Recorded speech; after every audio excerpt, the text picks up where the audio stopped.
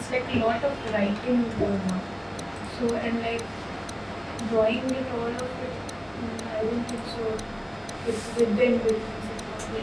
It was like end of July and we are nearing the submission date. Or either it will take more time. Most people were struggling to meet the deadline and there was like full tension inside the studio. In your case, you left a lot of in-between spaces. Otherwise, more gaps. We felt that the whole film at that point would be created in such a style, which is an extension of a, I won't say comic, but like almost like a graphic novel sort of an illustration. Would suit the entire premise better. Following the trailer, even though it had good sort of a response from people, the trailer was responsible for generating the funds that it required to create this. It really worked in that sense, but got like really sharp criticism about the way Sri Aurobindo as a character looked in the film, how his eyes were not like the real Sri Aurobindo's eyes. I was just thinking there was also another comment from the community here that are we cartoonizing Sri Aurobindo? There's no need to humanize him. He, through sheer effort, transcended the limitation and opened up to the possibility of a greater reality. During our time in Pondicherry, we, after all these interviews and meeting people and talking to them, we actually got a first-hand experience of what the ashram is like.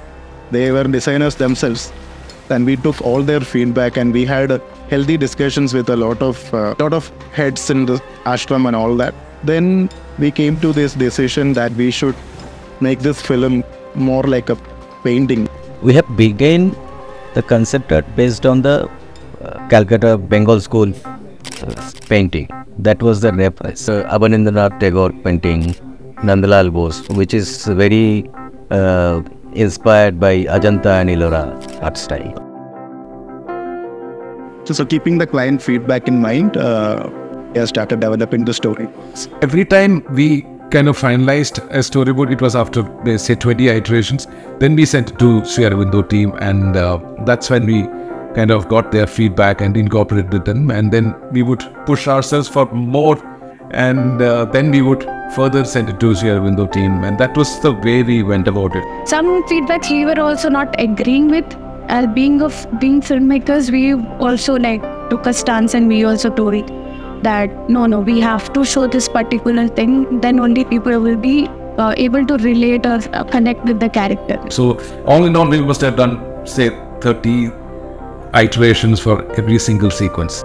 All this continuous drafts of storyboard actually helped all of us to align together and get the idea of the full structure of the film. By the time of completion of the storyboard, it actually made sense to add a narrator to tie up all the threads together. Storyboard along with narration, we could see the film after we had the storyboard timed with narration over it. It was never my intention to serve under the British Empire, but my father's. Through multiple iterations and feedback sessions over the course of 3-4 months, evolved a boardmatics that the client was happy with.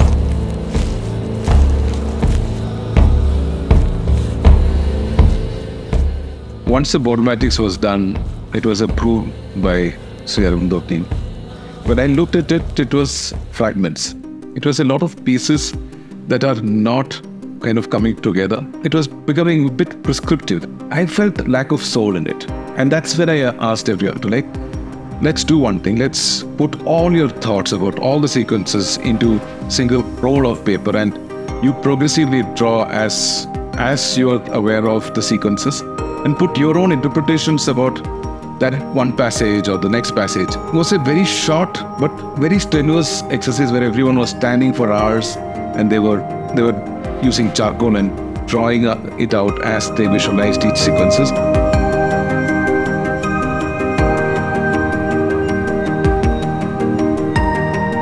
So that exercise of 2 days got us to pin all the sequences down in a piece of paper, and it became like a mural. it was not a film yet. It was part team building. It was part bringing the soul into the film. Is that it? So the new Bondmatic that came about after this exercise was a very significant milestone in the production process. All the seemingly disjoint sequences, there was now a flow alongside depicting the spiritual evolution of Sri Aurobindo himself. So once we figured out that we need some sort of a bridge to connect different sequences together, we felt animated camera could be a way to connect them. And then came Advaito, and we briefed that we need to kind of visualize this particular sequence where Sri Aurobindo is walking towards Mother India, and he's yearning to be there. That section he kind of animated with an interesting camera move. He created a sort of a rocky structure around which he would be walking, and he would be moving towards the edge of that rocky structure.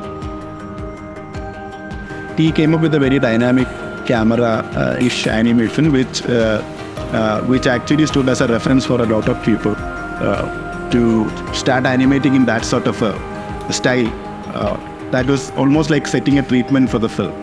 After that, the entire team will sit together and decided to the camera movement for the whole film, the purpose of the camera movement. That we figured out. So after that, we started developing the layouts. So the layouts are very essential for animators to actually start animating, and basically to have an idea of how frame composition is made, and what would be the starting point and ending point. A layout will have the background along with the characters and all the camera movements mentioned over there. The film was meant to be launched on India's Independence Day, which also coincides with Sri Aurobindo's birth anniversary. That is a very important day for the Sri Aurobindo Society and the people of Pondicherry. So yes, there was actually no leeway on that. We had to deliver on the 15th of August. We figured out how to use references from the Bengal School of Art and translate it in a meaningful way, and finally created a look frame that we could use to refer to the whole look and feel for the film. So this process happened simultaneously while others were doing the animation. We had to figure out how to make the look frame animatable. So Shivani and we were figuring out how to create an animatable pipeline in 3D Paint. In this project, the coloring process is not as usual we do in an animation film, like line drawing, then the color fill in it, and then the shadow mat. This is the normal process that people feel. But in this case, our reference is very much like painting. Our target is very painting sort of a thing. So we have to do the color test. We have colored a small animated clip to figure out that what is the best possible way to go ahead with the production, whole production. Once we cracked that this is the kind of animation style that we're going with, the camera movements will be animated. There won't be any traditional cuts or dissolves or transitions. So the animation ask for this film became a multi-folds complex. You have to also consider the volume, you have to consider the lighting, the change of space, the change of light source. So many parameters were there, which was on not based on the physics of reality, but it's also based on a physics of imagination. We had assigned every animator, designer to create a 1 minute or 2 minutes of animation, the hand-drawn animation, till the next person's first drawing. So the whole animation sequence will be animated by one person, and the next person's first frame till you reach it to there, and then the next person takes it on. So they were given freedom to improvise upon the storyboard. So that was something that gave them a lot of interest and excitement. Coloring was another challenge that was that we faced, and we felt that that is one area where we could actually take external help. And that was not the case. Every time we were getting output from the outside studios in the coloring part, even though they understood the complexity of coloring that is involved, the output would never be the same like the ones that we could produce in-house. We gathered that working along with the team in a physical sort of a space really mattered. It was an intense stage where there were too many technical challenges involved. One such challenge was the brush we chose. So I looked through TV Paint and I found a nice watercolor brush that had a similar quality to the art references that we were looking at. Everyone hated me for it. It's a very, very sensitive brush that like how much pressure you give, what food you eat, everything we did, how tired you are will be visible on the screen. I think most people were shocked by how tedious this brush was to use. The moment you lift your pen and touch it again, and it's multiplying, and you can't never get an even wash.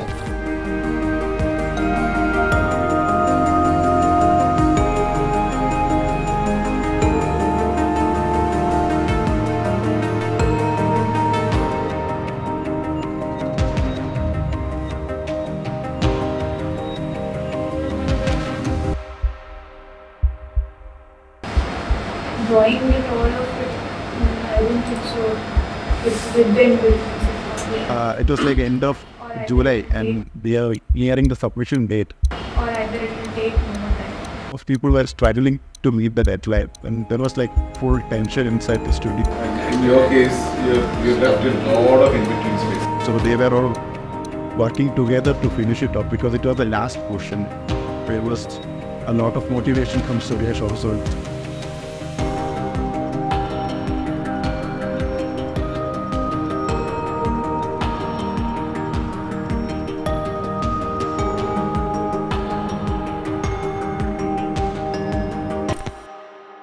So finally it all happened, it all came together well and we were able to deliver the film on time.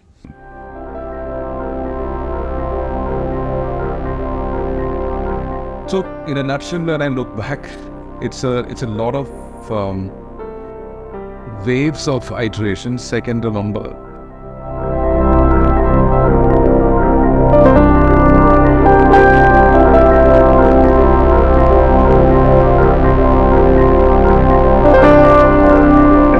It was not a film that was done for profits. It was a film that I deeply felt a need for to be created, to dedicate to an unsung hero who fought for our independence.